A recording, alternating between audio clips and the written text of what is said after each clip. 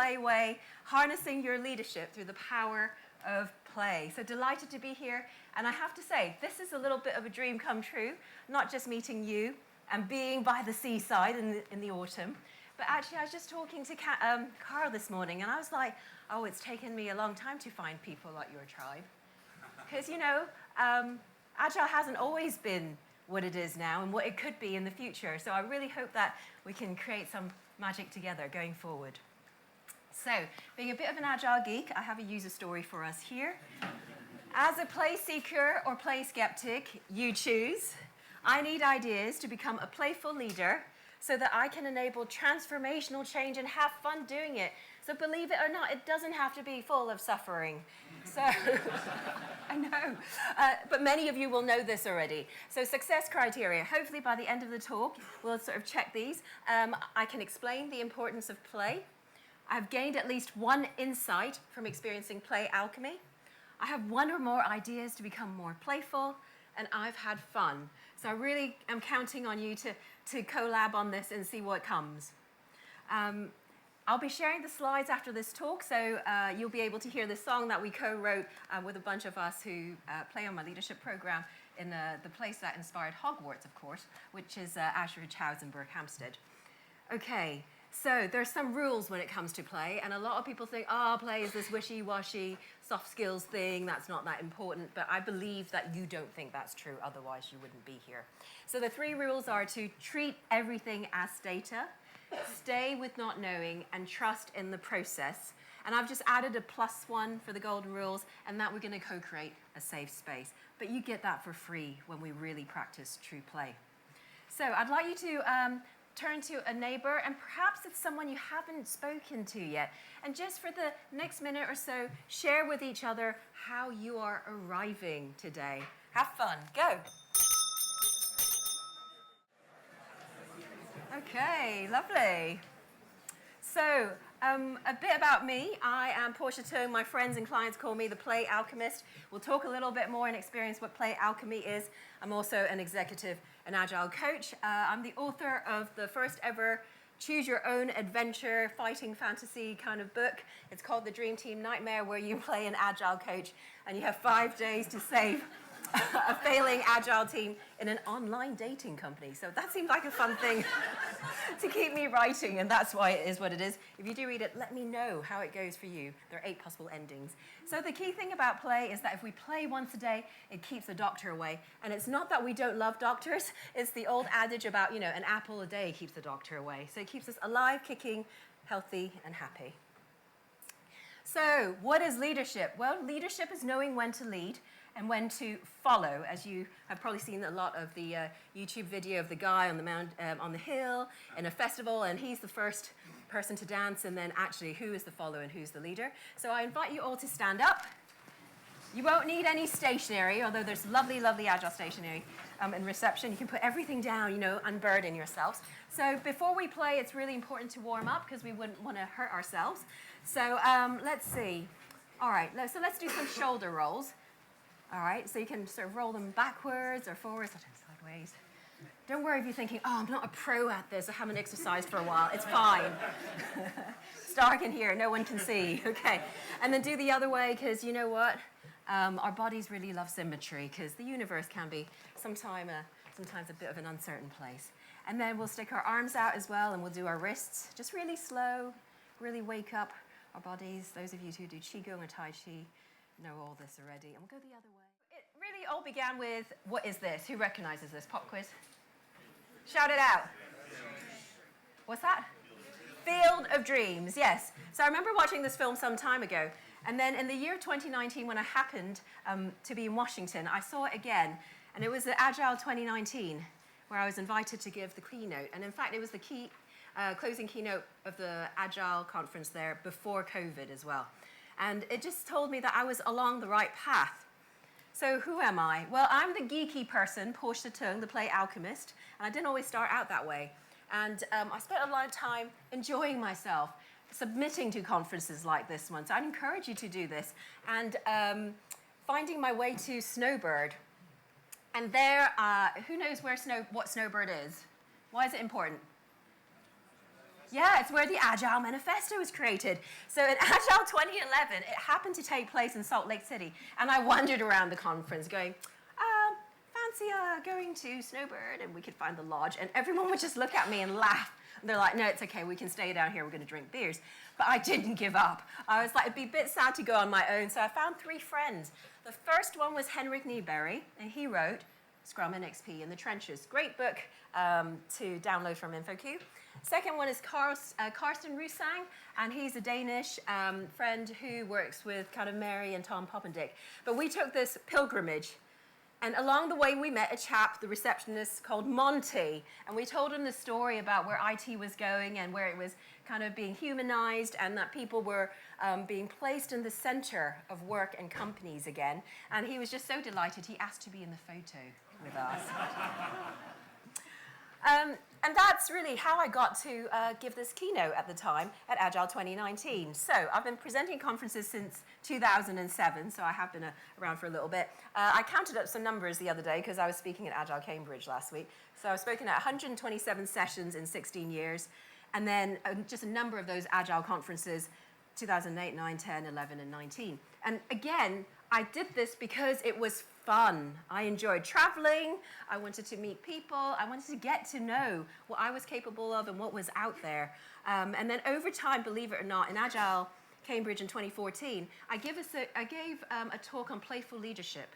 And it was Emma Armstrong was in the crowd, and one day she became the chair of the Agile conferences, and she invited me to speak at Agile 2019.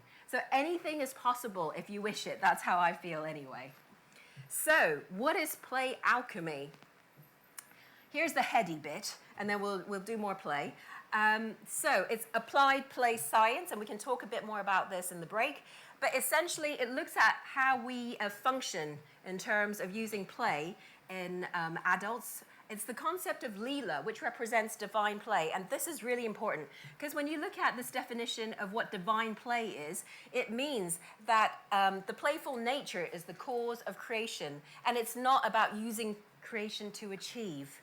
It's very different from perhaps some of the ways in which some people have chosen to adopt Agile, right? But the way you've done it here is really, truly beautiful.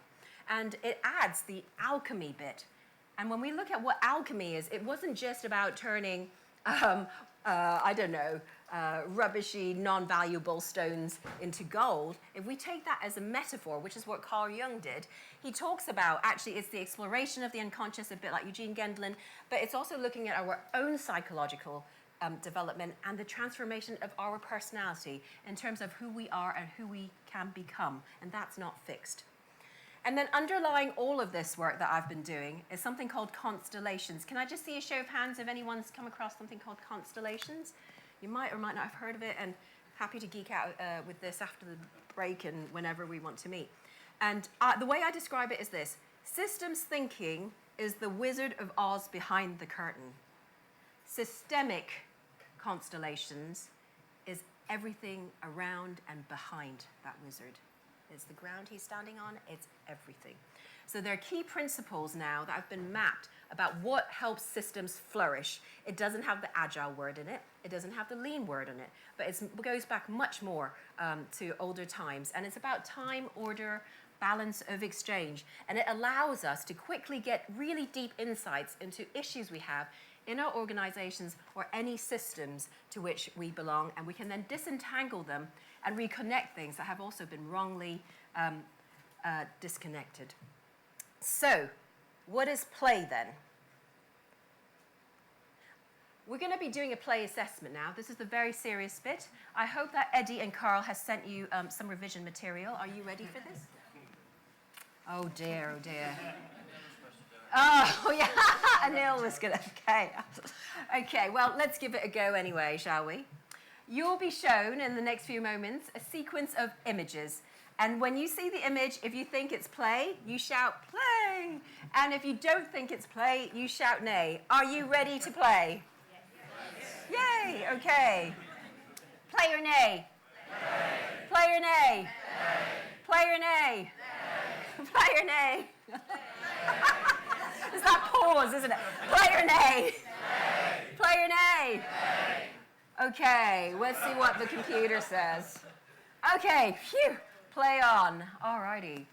Okay, so it turns out that play is seemingly purposeless, it's voluntary, and it's inherently attractive, as in that when you hear, the rustling of cellophane or a little bit of giggles or noise or movement, you're curious about what's going to happen.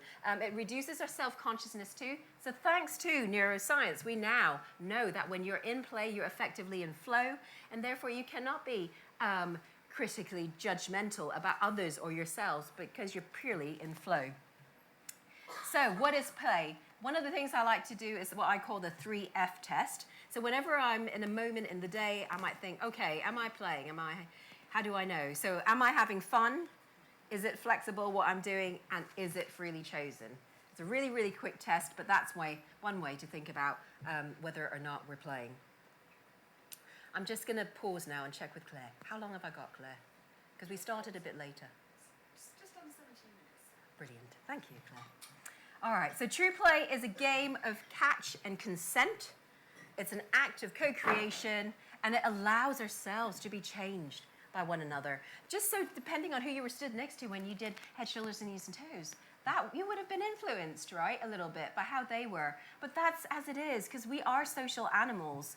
So the more playful we are, the more playful people around us become. So I'd like you to turn to your neighbor, a different neighbor perhaps that you haven't spoken to yet, and just take a moment to share with them your earliest play memory. You have a few minutes. Go. So hopefully that's a kind of icebreaker, warm-up question you can ask one another with permission, of course, when we're out socializing in between the talks. The key thing is, how do you feel now compared to before we did this exercise? Pass me some words. How do you feel now compared to before? Energized, happy? Old. Vintage. I'm vintage. Anything else? Let's do relaxed. Let's do one more. Nostalgic. Wonderful. Oh, look at that. A word can do that. And this is the thing, right? For all our cleverness and our prefrontal cortex and everything else, when we think of a memory, it's like as though we are there again, and our bodies cannot tell the difference. And that's why it's so easy to feel good.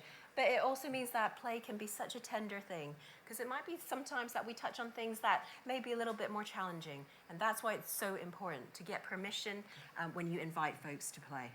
All right, so the most common questions I get asked as a play researcher is, why should I play? And is it okay for me to play? So today we'll be covering the high-level reasons, if you're not familiar with them already. However, the most important question people are really asking me is it okay for me to play? Well, that's up to you, because as I've learned, when we were little, we needed our parents to sign permission slips, to go on field trips and go play that hockey match. But now we are the big ones. So it's up to us to sign our own permission slip. So why play? Well, it shapes an organism's brain, it makes animals smarter and more adaptable, it enables us to sustain social relationships, and it fuels creativity and innovation. So for most of you, I imagine, this is very familiar. It's because it's true and real. It also breaks down barriers between people. It opens our mind to enable learning and connection, and it's a source of joy and a source of hope. So if you continue to do Agile in this day and age, I would guess that you're a rather hopeful person for humanity. So we're going to begin to look at how I created the PQI. When I started looking at how children develop, and this is from the Strong Museum in the States, we look at physical development, which involves stress management, coordination, agility. Then we have cognitive development, which is about independent thinking, right? Research and inquiry skills. And then it gets really juicy. Look at social development. Look at those words on the screen: cooperation, negotiation, collaboration, rules formation, conflict resolution. As adults, we pay good money to learn all this in an MBA, but actually children are constantly learning this growing up. And we can too as we continue. Emotional development, joy, empathy, resilience, self-regulation. I mean, how many of us can actually raise our hand and say, yeah, I'm really good at self-regulating, right? But this is what children are constantly learning and trying to do themselves. And of course, impulse control. I had that croissant this morning, so, I'm a work in progress, right, with my impulse control. But this is what happens when we play, that we can learn to be kinder to ourselves. So if you look down the PQI, then this is how I've broken down the first part. So the first two questions are physical development, followed by cognitive, social, and then emotional. And you can even tot up the scores in between those categories to see how you're doing in those particular areas. Alrighty. And then as I got more and more to doing this constellations work and really understanding how systems work, I noticed that actually it's all about being present, right? And having the presence of mind to be present and accompany people even when journeys are difficult, right? To have that ease and that flow. So that makes up the next three questions. They're massive statements. And when people ask me, oh, what does I trust myself mean? Well, I'll say, that depends on what it means to you. Yeah? And then for the last five, but before we go there, Play Scotland says, play is the universal language of childhood. It is through play that children relate to each other and make sense of the world.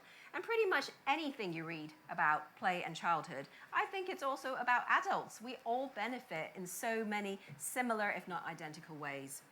So one of the things I've noticed is the Marmite effect of play. So once upon a time, I spoke at a conference, and at the end of it, when everyone had gone off for tea, a man came up on stage, and he said to me, he said, I don't understand your talk. And I was like, well, okay, I'd love to hear more about your feedback and what you're thinking.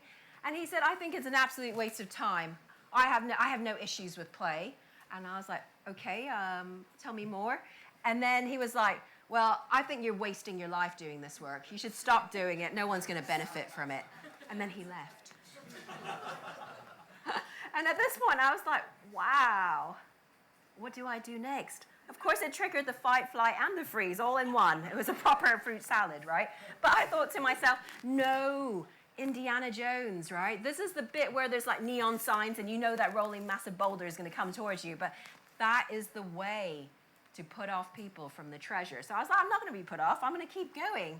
And that's why I'm here now to speak to you about it. So adults will either hate it or love it, and it's important to respect that. They might even have an allergic reaction. Right? It triggers a whole bunch of responses that we may not enjoy, and it can evoke memories of life-threatening encounters for them, and that's really important to remember.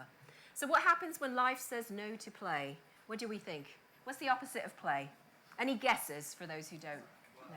Work. Thank you. That was very brave. We're clearly friends now. What else? Anything else? Boredom. Boredom. Thank you. Let's do one more. Don't be sadness and loneliness. Sorry, I heard moldiness, so I was sure. It's the space. It's so comical. Okay, wonderful, wonderful. And sometimes I hear my accountant, insurance, and my boss. So there's the range of answers. So it turns out the opposite of play, you'll be pleased to know, is not work, because play leads to creativity and innovation, invention and growth. And work can also lead to creativity and innovation. That's why we're surrounded by so many beautiful products that we use and help us with our lives. But work also leads to purpose and competence. So I'm Chinese, I'm British Chinese, and in Chinese, the word for business is sang yi. Sang yi, business. And it translates to the meaning of life. And this has been codified in a number of languages around the world. So somehow I think it's been lost. And that's why it's so important we bring it back, and hence the purpose. Okay, so are you ready? The opposite of work, of play rather, is depression. So when we can play and want to play, and maybe we don't quite know how to play, but we want to play, we are further away from that, from those who can but choose to suppress it in different contexts, and also those who don't or won't play. So this is kind of where I find myself, right? Working in large corporates, particularly, this is nothing to just do with banks, but it happens to be at a bank at the time. And I thought, oh goodness, I'm going to have to change the way I work, because I'd just given birth to a bouncing baby girl that I'd longed for so long. And I happened to see the sign at a friend's house whilst we were visiting. I know, you laugh, but I was stood there, I was like, oh my God, I have to change my job, or I have to change what I'm doing, because this is not sustainable. So then I looked for meaning. You know, I don't mess about when I go on these Indiana trips. And so many of you will be familiar with Frankel's work about his journey through the Holocaust as a doctor. And he talks about how to survive. And he says that between stimulus and response, there is a space. And in that space is our power to choose our response. And in that response lies our growth and our freedom. So that's what I've been spending my time doing the last 20 years. And then in particular, the last 5 years has been seriously accelerated. And that's why I feel it's so important to share this work with you. So I went on a bit of a trip at the time. I ended up, we got Chinese takeaway because that's what you do when you feel a bit down. And then this message came up: engage in group activities that further transformation. Has anyone had a cookie message like that before? That's so weird. Anyway, I ended up going to Denmark, a counterplay conference where I met a bunch of truly playful adults who really cared about social change. And so it made me think about, well, what is change? It's about making and becoming different. It's an act and it's an event, but it's also a process in which we become different. So there's superficial change, but there's also change that requires and begins from within. So when I looked around my office at the time, it felt like an episode or the entire triple series of The Walking Dead. And I started creating this model, right? Model Z. And people would tell me people don't want to change. People can't change, Portia. Other people need to change, not me. And then they would coerce, which would trigger resistance. There would be pain and suffering. And so we create this feedback loop. Oh, do come and grab a seat if you wish. Do. Yes, I think there's seats around the corner. Thank you. All right, so for those of you familiar with neuro-linguistic programming, this is the principle there. But funny enough, no one ever named it, so I named it. It's called the self-supporting principle. Everyone has everything they need to overcome the challenges they face. Just imagine that. So I created model L, which is L for love or life. You choose. So people want to change. People can change, and change begins with ourselves, right? So we presuppose success. We develop rapport. We can start trusting each other, and that increases our self-awareness. It helps us identify our own limiting beliefs. We change those beliefs, and then we become more of ourselves. So that's, I'm going to move on to the next bit. So the last 5 statements in the PQI, the Play Quotient Index, I'll be sharing the slides so you haven't missed out. So the first R is resourceful. Did you know playful adults are resourceful, responsible, respectful, resilient, and like the Velveteen Rabbit, the children's story, they are authentic. They are real. So that's what I then started putting together as those are the qualities of a playful leader, because that was what I was consistently observing. And that's what makes up the quiz. Okay, so I'm going to zip through a bit. All right, I want us to do this final exercise. So during COVID, I'd be like queuing outside a supermarket and starting to understand what life was like for other people around the globe, really. But people would describe to each other, complete strangers, they'd say, "How are you this morning?" And that rarely happens in England, isn't it, to a stranger? You're queuing like, "Whoa, I think they're a bit weird and I'm just gonna step." You can't step away because you need that bag of sugar, right? So you're like, "Oh, actually, I'm feeling a bit discombobulated." And I mean, goodness me, that word is so comprehensive, isn't it? But I would hear this consistently, discombobulated. So I'm like, well, what's the opposite of discombobulated? Because if there isn't that, that there should be concern and we should find out what it is. And it turns out there isn't the opposite of discombobulated in the Oxford Dictionary at the time. So I was like, okay, well, that's interesting. So let's play with this combobulation model. So as I was like, trying to find peace, being locked in my house, it turned out the only way I could do that was either in bed or in my bathtub. So there I was like bobbing along, thinking, how does change really happen? I had one of those Archimedes moments. I'm sure you've all had that, right? And I was like, oh, eureka! So change happens like this. If you can all stand up. I'll just be a few more minutes. Okay, so what I'd like you to do, and just be aware of your friends near you, so you've got enough space. And I'd just like you to just imagine you're floating in the sea. So you might just kind of be like, you do need to move a little bit because you're in the sea, and if you don't move, bad things will happen. So you do need to move to stay afloat. Just kind of, so your head might bob a little bit. So you're kind of like bobbing along in the sea, isn't it? Now, the thing is, if you bob along just like this long enough, what happens? You become discombobulated because slowly you just live here and you forget that you're connected to the rest of you, all this unconscious source of information and resource, right? And so whenever something happens, it really destabilizes you and you become discombobulated really, really easily. Now, what happens when we are now going to do something like we're going to deep dive into, oh, you're ready. I love that, Kerry. We're now going to dive into the sea. Let's go. And just have a little swim. You hold your breath. It's perfectly safe. Right, and as you do this, thank you friends for playing. You know, it's really important. This is like teamwork, right? What happens? I love the doggy paddle. And then when we come back, exactly, she was not doggy paddling at the start, right? So you grab a seat. So I decided to come up with this model, and it's called bobule mechanics. I'm not pretending this is original work, but it's a playful change theory and model. And the idea is that discombobulation only happens when we're disconnected between here and here. So when we bobulate, we're in the mind, but when we combobulate, we're also in the body. We're in the ether. And a bubble or a bobule is the smallest unit of change detected by the host. So this is the key thing about change. If you cannot detect it, it might as well not be happening to you. Do you see what I mean? And that's what we're really trying to enable in the folks we work with and in ourselves. Noticing that we're discombobulating is actually great. It's a bit like doing the PQI and knowing that actually you'd like to play in a different way. All right, so play is to be connected with our life force at its fullest, and I hope you've experienced that today. So to lead a playful life, exercise your play IQ, play at home and at work, and change begins with ourselves. Okay, let's do a quick test. Raise your hand if you agree. I can explain the importance of play. Okay, this is useful feedback. Okay. I have gained at least one insight from experiencing play alchemy. Okay. I have one or more ideas to become more playful. And if not, you can ask your friends in the break. Wonderful. And I've had fun. Okay, excellent. So we don't stop playing because we grow old. We grow old because we stop playing. So if you'd like a real test of your leanness, I did have that pastry this morning, but the leanness and your agility, then you'll be wanting to join us at the Uke Jam by the Sea. It's the first time ever. It's the inauguration of a Uke Jam. You have to come. We'll be by the Tin of Baked Beans at 1 o'clock. I'll be there a bit earlier because I've got like 10 ukes to tune. So if you'd like to learn how to do that, then you're welcome to join me. So thank you so much for playing today. Thank you.